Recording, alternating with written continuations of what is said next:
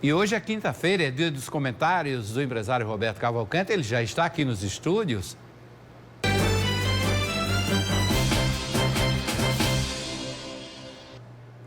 Boa tarde, doutor Roberto. Bem-vindo mais uma vez. Boa tarde a todos vocês. Boa tarde à nossa grande audiência.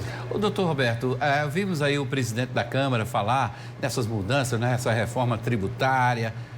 O senhor tem acompanhado também de perto toda essa discussão, né? Afinal, é o interesse geral da nação, né? Isso. Eu tive a oportunidade de estar terça, quarta e quinta, aliás, segunda, terça e quarta em Brasília. E na terça-feira, uma grande parte da manhã, está ao lado do presidente da Câmara, Arthur Lira.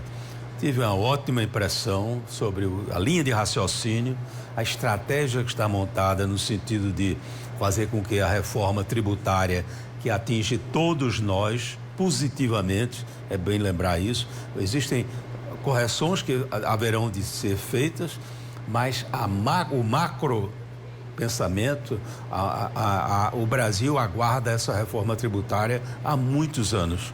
Nós temos hoje uma salada de fruta tributária, uma sobrecarga sobre a atividade produtiva de forma não merecedora. E conversando e fazendo questionamentos tal com o presidente da Câmara, ele foi muito claro no sentido da sua habilidade, senão não seria presidente da Câmara. Ali não tem, é tudo cobra criada, não tem amador. Não é brincadeira. E ele disse que ele está em entendimento com o presidente do Senado no sentido de segregar assuntos que são polêmicos.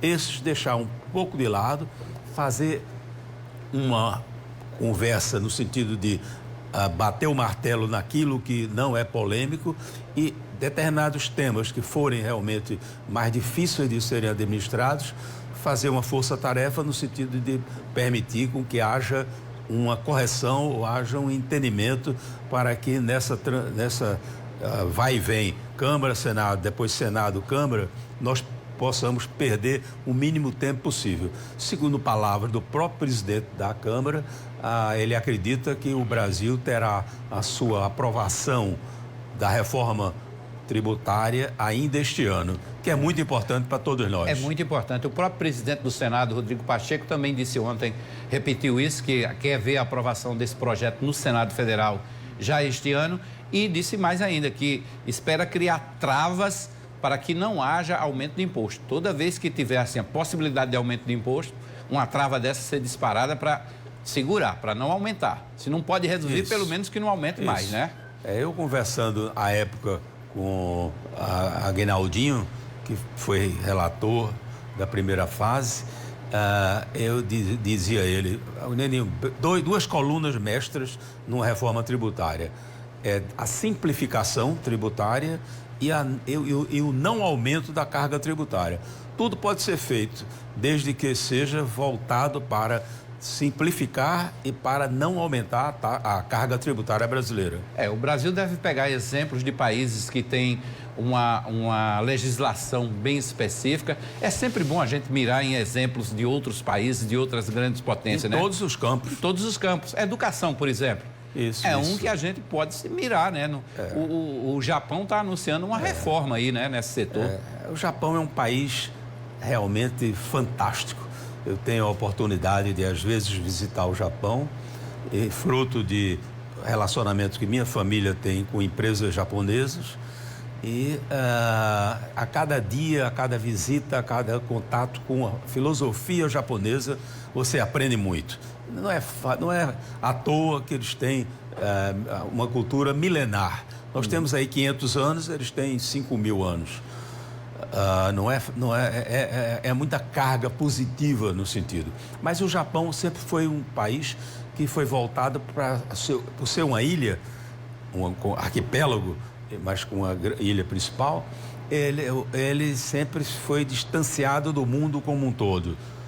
Ele agora está formando uma nova geração baseada numa reforma educacional na qual o Japão se prepara para a globalização que se pratica comercialmente, empresarialmente, o agigantamento da China, do país China, não só pela sua quantidade de habitantes, mas pela sua pujança econômica, os países precisam estar adaptados, as gerações futuras precisam estar adaptadas para isso, para poder conviver com o mundo. Então, o japonês, agora, na sua estrutura básica educacional, vai proporcionar ao japonês, à criança, ao jovem japonês, essa vivência e a praticidade do mundo atual, do mundo moderno, do mundo digitalizado.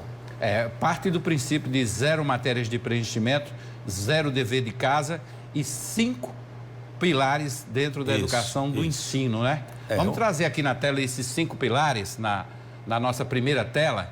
É isso, base curricular do Japão: aritmética comercial, leitura, educação física, conhecimento de informática e idiomas. São as 5 matérias da base curricular que o Japão...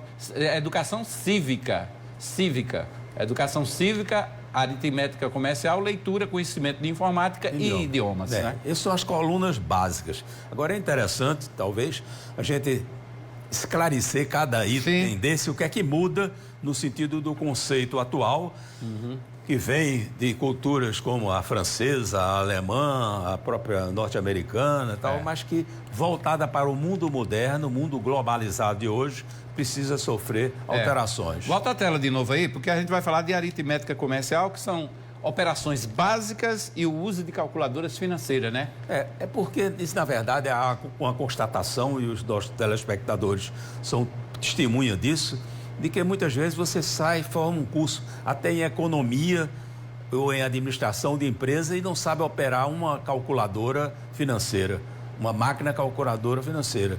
Então, vai ser dado ao jovem, desde criança, que ele se utilize de instrumentos modernos, no sentido de fazer com que a aritmética, que a minha época 1 mais 1, 2, passe a ser digitalizado, e a operacionalização dos computadores financeiros. Isso. Bom, a gente vai ficar nesse primeiro ponto, nesse bloco, porque a gente vai para o intervalo agora. Na volta, a gente volta com essa tela aqui para a gente comentar também esses outros 4 pontos, esses outros 4 pilares da base curricular do Japão. É muito importante que se assista a uma reforma como essa, que é a reforma na educação de um país com uma cultura milenar, para ver como eles estão voltados para a praticidade. Na verdade, todos os itens que foram acrescidos, adaptados, ajustados na carga educacional japonesa são voltados para a operação do cotidiano do cidadão. É verdade.